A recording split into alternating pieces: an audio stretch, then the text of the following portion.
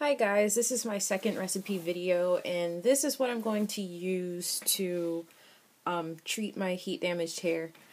I know this looks like a million ingredients, and it's really not that bad. There's only a few essential ingredients and one actual product that I actually go out and get. Everything else is more therapeutic for the hair in general and not necessarily for restoring the curls in my hair. There's two things that I'll use for that. And one of them I'll reveal in this video and one in the next video, just because it's sort of two different steps. So for what we've got here is argan oil. It's really good for hair that you treat with heat. It's very lubricating. It's very lightweight. People love it. And rosemary also is for moisture. And it's very, very good. It adds shine. Lavender, I use it mostly for the smell, but I guess there are some properties about the oils. I don't want to get too much into what the oils do. Rosehip seed oil, it moisturizes, and Lang Lang just makes my hair feel like butter. I mean, it just makes it so luxurious, so I love adding that. Jojoba, it's just a good little staple. I may or may not use it this time, but it's definitely something you can use. And so is organic extra virgin olive oil. Usually instead of the jojoba and the olive oil, I'll use mostly coconut oil. But I'm not going to do my normal routine today because my purpose again is different.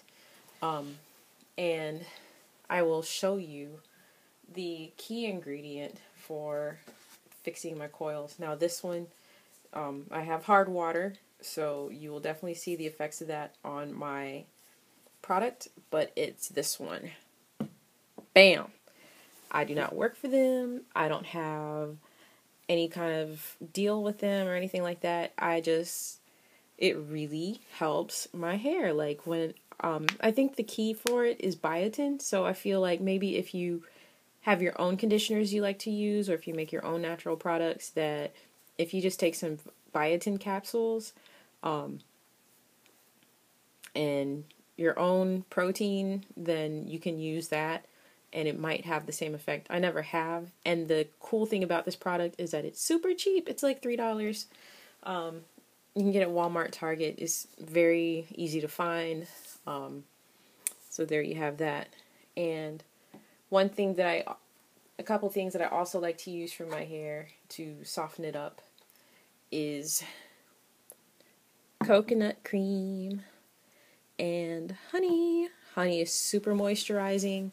I can always tell when I don't have these two ingredients in my conditioner. There's a huge difference. If I wanted to really strip this down, it would just be the honey, the organics, biotin and collagen conditioner, the honey, the coconut milk, and the Lang Lang.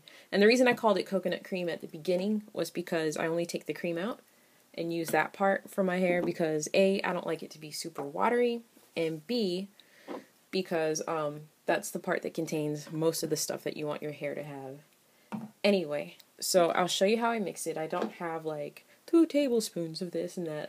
I really do eyeball it. It's the same way I cook. It's like if I'm making gravy or just whatever, I don't measure out how much flour and oil. I just kind of eyeball it. So excuse me for not having an exact recipe. So something you'll need is a bowl. And this part might get a little messy, so excuse me in advance. So this is my base. And what I did was I took the coconut milk and I put it in the fridge so it's not so watery. It's easier to get the cream out. And people pay a lot of extra money for the cream, but really there's some in here that you can use already. So you'll see how easy it comes out. It's just right there and it's accessible. Mine happened to float at the top, which makes it great to make this video. And it makes it easier to apply to the hair as well versus using the water. Now, the water is absolutely okay to use. Sorry if my hand's in the way. But it just makes the whole conditioning process for me much more difficult. And see, it's starting to get a little soupy, so I won't use that. But maybe you can see, where is it? How liquidy it is. Let me not spill all of it. So yeah, I took the cream out, and you can see there's a huge difference in texture. It's much more like a conditioner, and it's the part that has all the fatty acids and protein that your hair likes. Not that the other stuff is bad. It's just, I prefer to use that. Okay, so that's step 1. Step 2, I want tons of my organics. Thick and full biotin and collagen conditioner. Tons of it. May as well use the rest. Not going to be using heat in my hair for any other amounts of time. Sorry if this is not coming out very smooth. I've had it sitting right side up, so, and I do use quite a bit of this because I've kept my hair straight for a long time. Okay, that should be about enough. So it's about 50-50. I'm going to add a little bit more later. And now, this is completely unnecessary, but I'm just going to add several drops of all my essentials. No more than 4 or 5 drops of them. A little bit goes a long way with these guys. I've had these oils for a year, and I'm not out yet. Like, I bought too much. This one always gets a little stuck, my Lang Lang, but I love it. It just makes my hair so just baby smooth.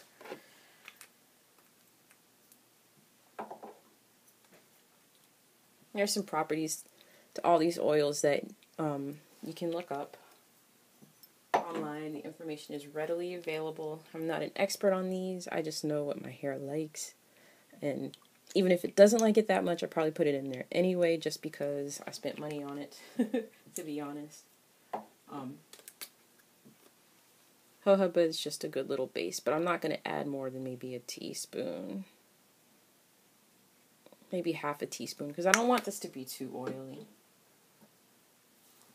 I already oiled my scalp if you just didn't see my last video. Now the argan oil, I really don't need this because I don't know, I just reserve it for when I'm using heat, but just out of habit, just putting it in there. And if you want, you can add your olive oil and your one thing my hair likes as well is castor oil. It loves the stuff. If I was going to heat treat my hair, I would have added some grapeseed oil as well. So now, all I have to do is stir it up. Stir really good. I mean, really, really, really good. So that's a little preliminary thing to do. And now, about a tablespoon of honey. Sorry if this video is a little bit sporadic. I can always tell when I don't have my honey. Another thing that I like to do when I'm heat treating my hair is add some lemon. Like half of a lime or half of a lemon juice to this. Actually, it's good in general because it's pH balancing. But like I said, I'm just sticking to my purpose here, and I can't really tell a difference too much with pH balanced items or not. Like, my hair has several textures, so probably some of it is more porous than other parts.